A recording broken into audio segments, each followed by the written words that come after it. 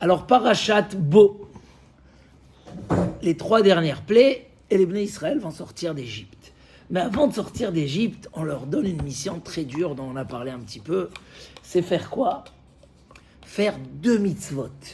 Une, elle est marquée Mefourash dans la Torah, et l'autre, elle n'est pas marquée Mefourash dans la Torah. Celle qui est marquée Mefourash, c'est le Korban Pessah. Ah, quelle épreuve! Prendre la chose la plus puissante chez les Égyptiens et faire quoi? Tuer l'égorger, leur dieu, le griller en public, sa face d'honneur dans tout l'Égypte. Mamash, c'était très très dur pour les Bnei Israël, mais c'était la condition. Il fallait qu'ils prennent le sang du Korban Pessah, qu'ils le mettent sur les linteaux, et comme ça ils vont être sauvés. La deuxième mitzvah, sur cela on dit Bedama Yichayi, tu vas vivre avec les deux, c'est la Brit Mila. Mais la Brit Mila, elle n'est pas marquée dans la Torah, c'est pas marqué vous allez faire la Brit Mila. En plus de ça, pourquoi ils devaient faire la Brit Mila? Ils ont respecté les mitzvot en Égypte, au moins une grande partie des mitzvot, pas toutes. Il dit en fait que Paro, il leur a interdit de faire la Brit Mila. Comme ça c'est marqué dans Pirkei des Rabbi Eliezer, que jusqu'à Yaakov, il a fait passer la Brit Mila, quand le Rambam, il amène les 7 lois noachiques, il dit, et après il y a eu Abraham qui a mis la Brit Mila, Yitzhak qui a fait, quelle mitzvah Yitzhak, il a rajouté une mitzvah, il va revenir tout de suite, hein? Chacun il a rajouté une fila, plus une mitzvah. Et Yaakov, il a rajouté Guidan Haché, le nerf sciatique, plus, donc chacun il a eu une mitzvah supplémentaire. Et donc ils ont fait, il dit, Ad Amad Paro Arasha, Vegazar Alehem Gzerot, Umana Mehem Brit Mila. Il leur a interdit de faire la Brit Mila, et du coup, avant de sortir, ils ont fait tout la Brit, et il est ramené ici, donc, c'est quoi ce midrash là? C'est Pirkei des Rabbi Eliezer, Ve'ayu lokrim dam Mila ve'dam Pesach, Ve'ayu notnim al mashkof betehem. Il prenait le dam Pesach et le dam Mila, il le mettait sur les linteaux. Il dit, et quand Akadosh Baruch Hu, il est passé, il a vu ces 200-là, Nitmale Rachamim al Israël. Il s'est rempli de miséricorde sur le clan Israël. Sur ça, le passou qui dit, Va'evor alaïch va'erech, mitboseset bedamaïr. Quand je suis passé, je t'ai retrouvé baigné dans les sangs. Omar Lach, je t'ai dit. C'est quoi la suite? Non. Bedamaïr chaï, va Omar Lach, bedamaïr chaï, c'est marqué 2 fois dans le passouk. Il dit Rabbi Lazar, Amar Akadosh Baruch Hu, bizchut dam brit mila. Vedam Pesach ga'alti etrem mitzrayim. C'est grâce à ces 200. Ça veut dire que sans ces 200, il y aurait eu un blocage sur la sortie d'Égypte. Il dit Ubizrutam atem atidim ligael besof malchut revi'it. Grâce à ça, on va être délivré aussi à la fin de la 4e royauté. Shneimar vedamai chai. La question, elle est aujourd'hui, on n'a plus le Korban Pesach. Et Bémet, c'est ce que pose la question, le Orachaim. C'est marqué dans le Korban Pesach les Dorotechem. Pour vos générations. Et aujourd'hui, on n'a pas le Korban Pessah. Et on dit qu'on va être délivré grâce à ça. Alors, où il y a les Dorotechem dans Korban Pessah? Quand c'est marqué les Dorotechem, c'est une mitzvah qu'on refera dans toutes les générations. La Kushia du Orachaim. Certains ont expliqué que non, les Dorotechem, hein?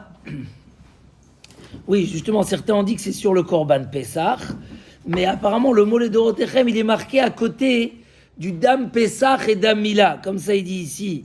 Juste après, donc, il dit, là-bas c'est marqué, Ushmartem et Adavar Azé, les chocs sur quoi? Sur le sang, mais le sang on l'a jamais remis.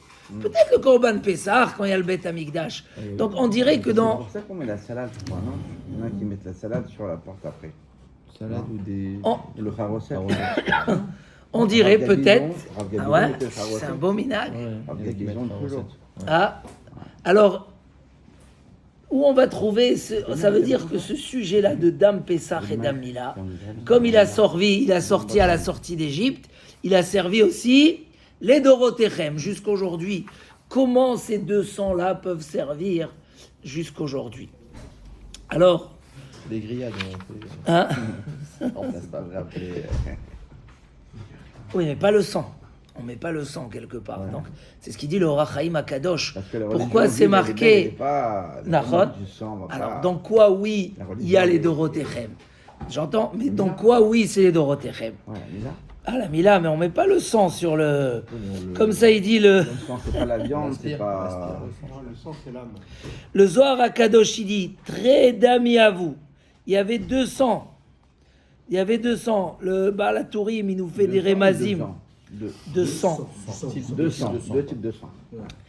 Dans le Pirkei de Rabbi Eliezer, dans Yonatan ben Uziel aussi. Le Baal HaTurim, il nous fait le remez. La chem, c'est Gematria Damila. Et Parak, on voit qu'il était important, que ces deux sangs étaient importants. On voit aussi sur David Ameler. David Ameler, il se levait au milieu de la nuit pour étudier la Torah.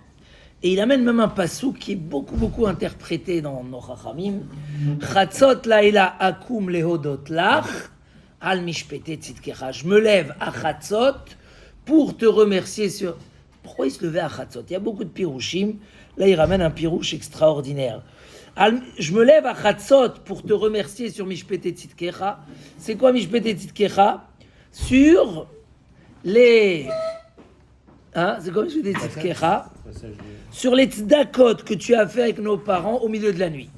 Donc il y a un pirouche, c'était avec Ruth, sa grand-mère, Ruth. Mais il y a un autre pirouche qui dit sur ce que tu leur as donné, les 2 mitzvot au milieu de la nuit.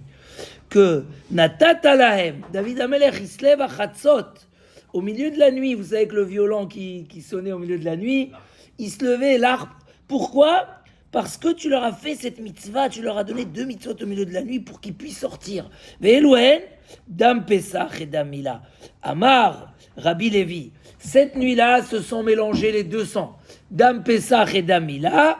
Et sur ça, c'est marqué Bedama Yechaï, Bedama Yechaï. Donc, on dirait que ces mitzvot-là, ils ont un résultat aussi sur notre vie.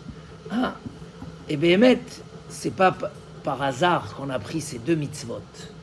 Parce que le Sfat Emet relève que c'est les 2 seuls mitzvot que la Torah elle a donné dessus. Karet, ça veut dire les mitzvot assez qui sont punis en karet. C'est Dam Pesach et Dam Mila.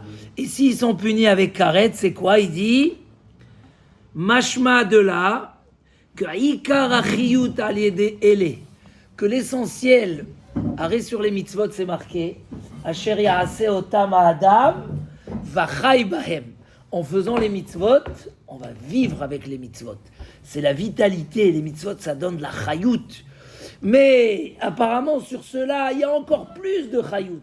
C'est pour ça que la Torah a dit quoi? Un juif qui ne fait pas ces 2 mitzvot, il est retranché, il n'a pas de vie. 2 mitzvot chayot. Comment aujourd'hui on peut avoir ces 2 mitzvot-là? Alors, il y a ici beaucoup de pirouchim qui ont été dit là-dessus. On a déjà parlé d'une idée cette semaine. Mais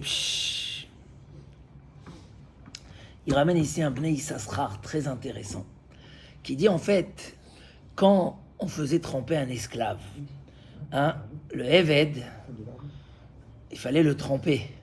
Parce que quand on achetait un esclave non juif, il devenait à moitié juif, comme une femme. Une femme, elle est totalement juive, mais lui, il prenait que les mitzvot de la femme. Il allait au mikvé, d'accord? Et quand on le trempait, il fallait faire attention de le faire travailler quelque chose au moment où il se trempe. Pourquoi? Parce que si quand il se trempe, il dit « Je me trempe et je deviens libre, je prends ma liberté », Gamarnou, il peut partir. Puisque maintenant, il change de statut. Si tu veux garder la servitude, il faut le faire travailler, montrer qu'il est encore serviteur.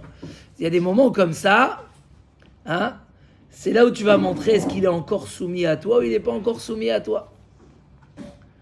Je ne parle pas de ce minhag que un rav nous avait dit, il y a un moment, après la choupa, il faut mettre le pied sur le pied de la kala, de la femme, pour montrer. Je sais pas d'où il m'a fait sortir cette histoire. Une façon de dire. Je sais pas d'où ils ont fait sortir ça. C'est bien tourné autour du marié. Oui, là c'est la kala qui protège le marié. C'est elle qui va le protéger dans la gdoucha. Et malheureusement, beaucoup de femmes ne savent pas ce secret-là, qu'elles ont un rôle de garder le mari kadosh. Et ça demande des efforts. Mais elle a un devoir, c'est pour ça qu'on tourne autour. Elle doit faire 7 barrières pour le protéger.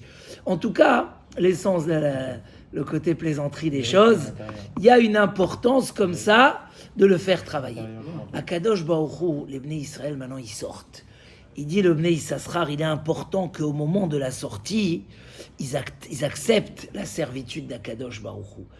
Et s'ils acceptent, donc il faut qu'ils fassent quelque chose au moment de la sortie pour montrer, bon, on n'est pas sorti d'Égypte et maintenant on est libre, on fait ce qu'on veut. Notre vraie liberté maintenant, c'est d'être Avdei Hashem. Et pour avoir cette vraie liberté d'être Avdei Hashem, alors il fallait faire quelque chose qui montre leur engagement. Pour être un vrai Eved Hashem, il faut l'abnégation. Il faut Messirut Nefesh. Un serviteur qui dit à son maître, je suis prêt à tout faire, mais ça non, j'ai pas envie. C'est pas toi qui décides. Alors il dit, c'est plus un serviteur. La notion de serviteur, c'est l'annulation.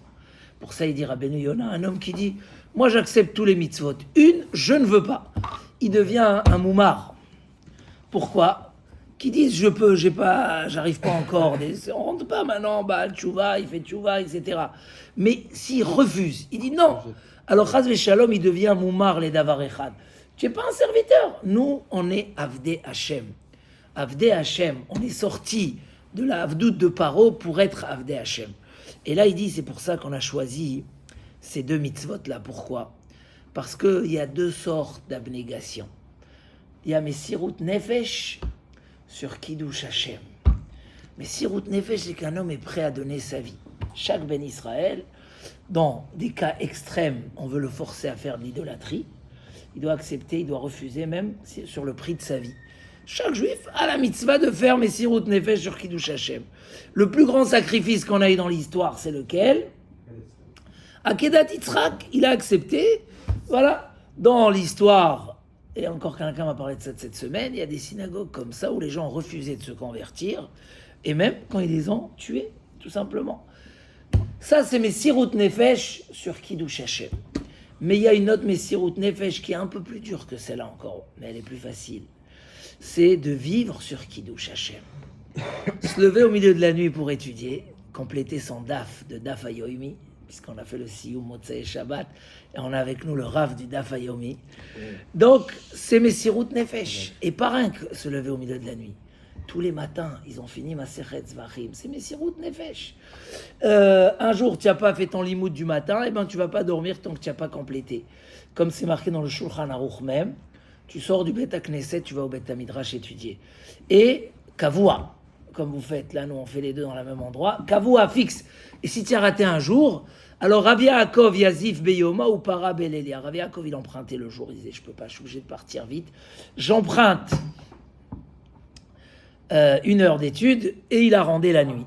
Il a rendu la nuit, mais s'il a emprunté 1 heure d'étude, c'était Messirut Nefesh. C'est qu'il était en urgence. Alors il était fatigué, il devait dormir. Non.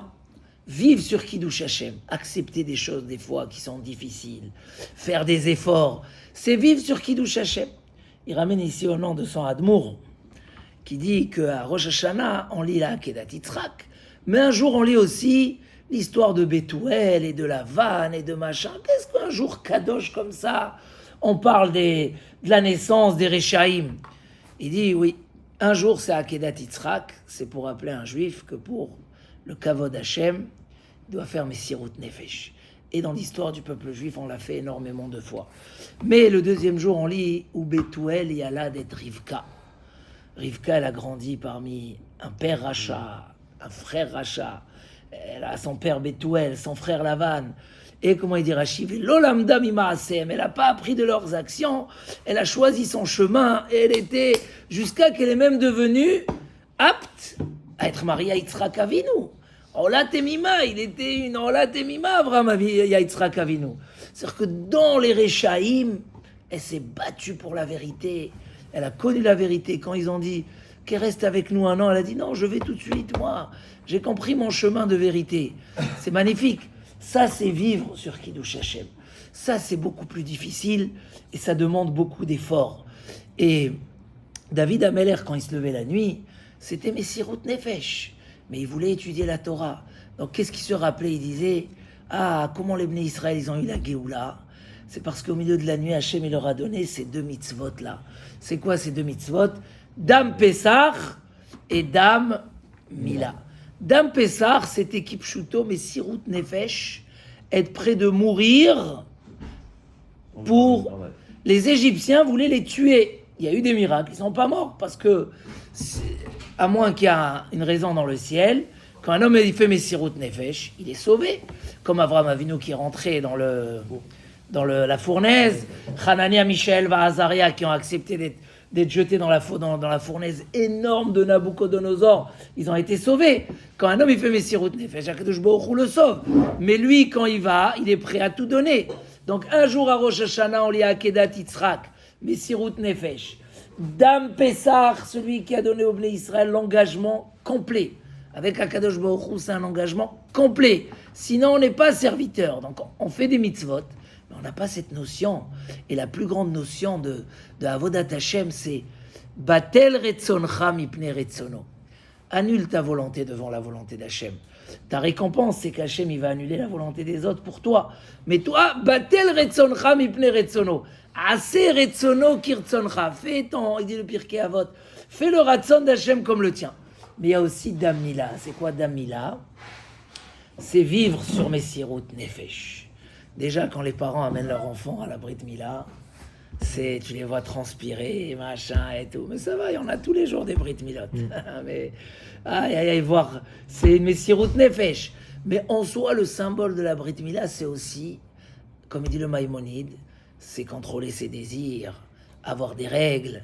La Gemara raconte sur un couple que pendant des années, on ne les a pas laissés se marier, et ils vivaient ensemble. On les obligeait. Donc, je ne sais pas comment ils faisaient pour le Yichud, mais dans Gemara Gittin.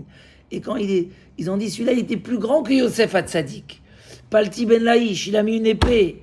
Palti ben Laïch, c'était Shaoul, il a donné sa fille Michal à David. Mais il pensait que le mariage n'était pas valable. Il a repris de David, il a donné à Palti ben Laïch. Palti ben Laïch, je ne peux pas refuser, mais il sait qu'elle est mariée à David. Shaoul, il lui dit non, elle n'est pas mariée à David. Il y a eu une discussion là-bas. Palti ben Laïch, il a mis une épée entre les deux lits. Il a dit si tu touches à quoi que ce soit, c'est l'épée. Et il n'a pas touché. Et il a fait comme Yosef Hatzadik. C'est Messirut Nefesh. Le Rambam, il dit que justement la Brit Mila est dans l'endroit qui rappelle à l'homme qu'il doit contrôler ses désirs, que la vie, elle n'est pas pour être comme un animal. Il y a des règles, il y a des maasim. Là, j'ai écrit un petit numéro sur la pureté familiale. Je crois que vous l'avez pris. Ceux qui l'ont pas pris. Mais là-bas, j'ai pas raconté cette histoire. J'ai eu peur qu'elle soit trop dure. Mais en cherchant un peu des belles histoires, il y a comme ça une femme qui a fait un espède sur son mari, qui est niftar. Et ils n'ont pas eu d'enfant. Pourquoi? Parce qu'ils étaient en Russie, ils ne pouvaient pas aller au mikvé. Donc elle n'est pas partie au mikvé. Elle a dit, tu montes au ciel, tu peux dire à Akadosh Baruch Hu que c'est plus que Yosef Hatzadik. Parce qu'ils n'ont pas eu d'enfant, parce qu'il n'y avait pas de mikvé. Alors il n'y a pas de mikvé, il y a comme ça une autre histoire là-bas sur 4 ans, ils sont restés ensemble sans se toucher. Pourquoi? Il n'y avait pas de mikvé. Ils étaient en Russie, en les machins. C'est énorme. Comment on peut imaginer des choses comme ça? 4 ans. Mais Sirut Nefesh, ça veut dire il n'y a pas de règle un jour ou un an. C'est marqué dans la Torah, je m'annule. Je vis sur Kiddush Hashem. Baruch Hashem, aujourd'hui, il y a des mikvés, il y a tout ce qu'il faut.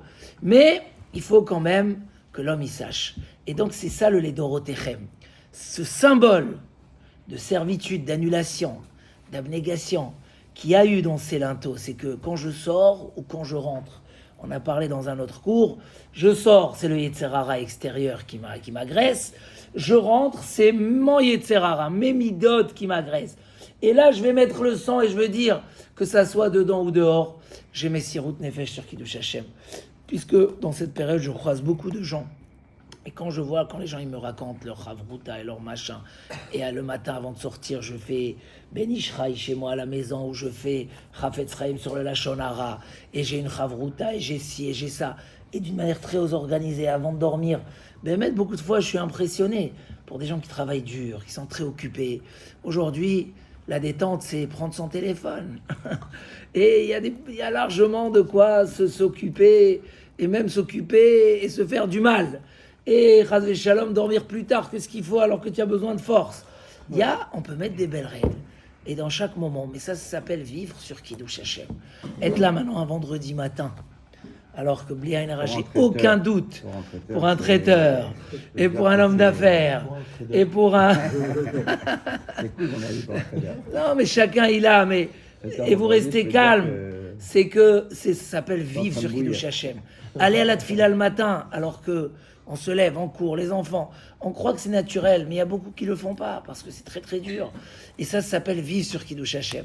Quand bien qu'on augmente ce niveau-là, on touche à la Géoula, on touche à la proximité avec Akadosh Baruch Hu. Et Akadosh Baruch Hu, il nous protège, il est autour de nous. Alors Bezrat Hashem, voilà, un homme sache, et pour ça la Brit Mila, les Bnei Israël ont reçu Besimcha. Toujours la Brit Mila Besimcha, parce que dès qu'ils l'ont reçu, ils ont dit, il y a un symbole ici. Donc, il ne faut pas que, dur pas dur, pour nous, c'est Besimcha. On reçoit, on montre qu'on est content de servir à Kadosh Baruch Hu. Et si c'est dur, c'est parce que c'est grâce à ça qu'on arrive au vrai niveau, Bezrat Hashem. Shabbat Shalom, Chazak U'Baruch.